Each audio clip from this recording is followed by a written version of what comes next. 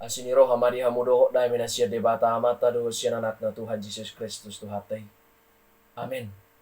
Tapi parhorasan manugut mari kita damang dainang dongan nahina holongan jalan api nasupasu di Tuhata Yesus Kristus.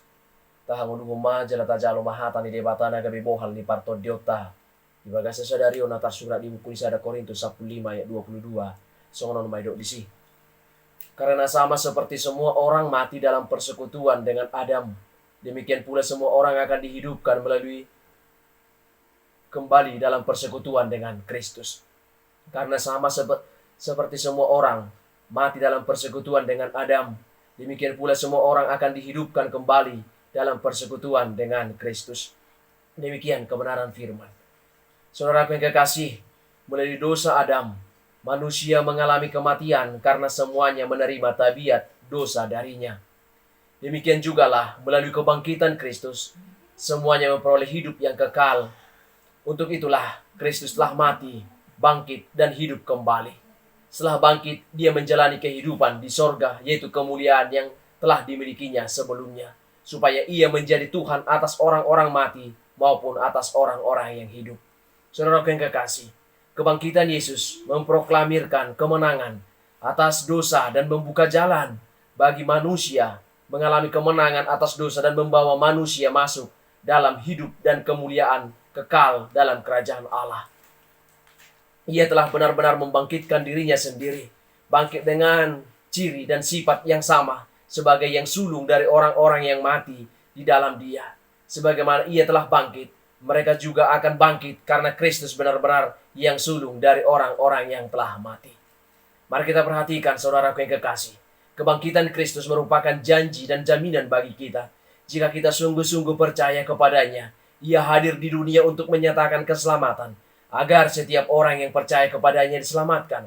Dengan memiliki kepercayaan ini, seseorang diperkenankan oleh Allah, karena dia telah bangkit, kita juga akan dibangkitkan. Dalam kebangkitannya, terdapat jaminan yang sebenar-benarnya bahwa orang-orang yang telah mati di dalam Dia akan bangkit. Ia telah bangkit untuk dirinya sendiri, tapi bangkit untuk menjadi kepala bagi tubuh, yaitu jemaatnya.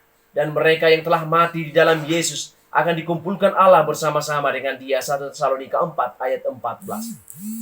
Sebagaimana orang Kristen, kita harus memiliki kepercayaan yang teguh kepada Yesus Kristus. Allah telah mengutus Yesus ke dalam dunia supaya kita percaya. Hal ini menjadi kekuatan bagi kita dalam menghadapi berbagai keadaan yang dapat menghilangkan kepercayaan kita kepada Yesus.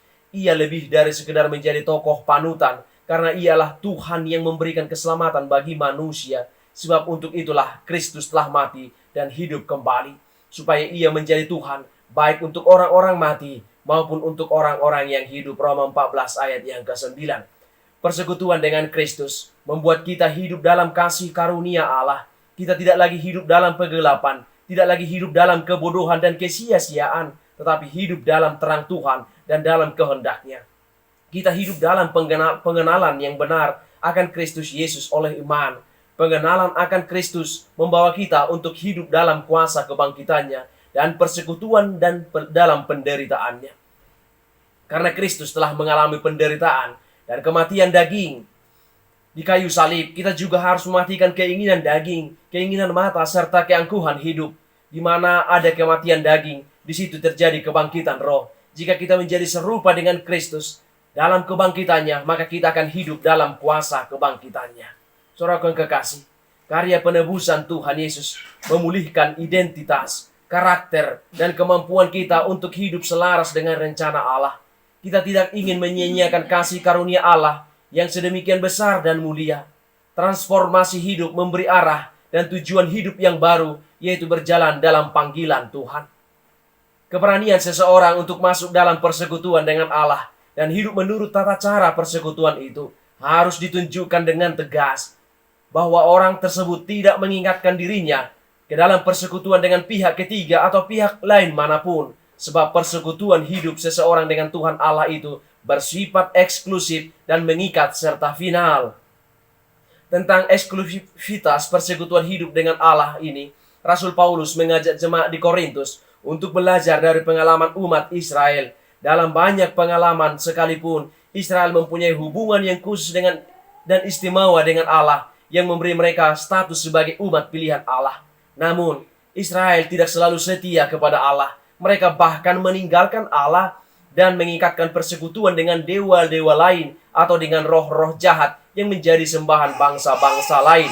Ketika mereka mempersembahkan korban kepada dewa-dewa asing itu, mereka otomatis meninggalkan Allah dan harus menanggung risiko kehilangan persekutuan dengan Allah dan segala berkat yang tersedia dari persekutuan dengan Allah itu.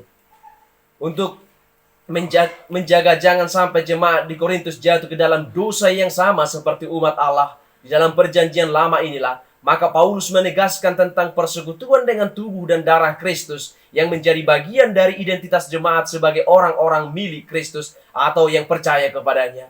Seorang pengikut Kristus tidak boleh mengikat dirinya dalam persekutuan hidup dengan yang lain selain dengan Kristus di dalam tubuhnya dan di dalam darahnya.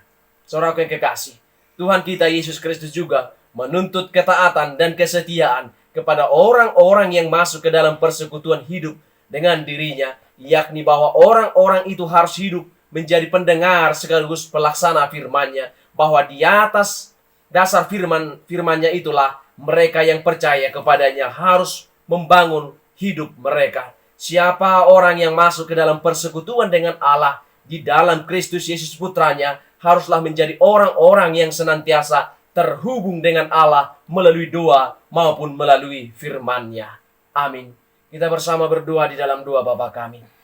Bapa kami yang di sorga, dikuduskanlah namamu, datanglah kerajaan-Mu, jadilah kehendak-Mu di bumi seperti di sorga. Berikanlah kami pada hari ini makanan kami yang secukupnya, dan ampunilah kami dan kesalahan kami, seperti kami juga telah mengampuni orang yang bersalah kepada kami. Dan janganlah membawa kami ke dalam pencobaan, tetapi lepaskanlah kami daripada yang jahat. Karena Engkau yang punya kerajaan dan kuasa dan kemuliaan sampai selama-lamanya. Amin. Anugerah dari Tuhan kita Yesus Kristus, kasih setia dari Allah Bapa, dan persekutuan dengan Roh Kudus itulah yang memberkati kamu. Amin.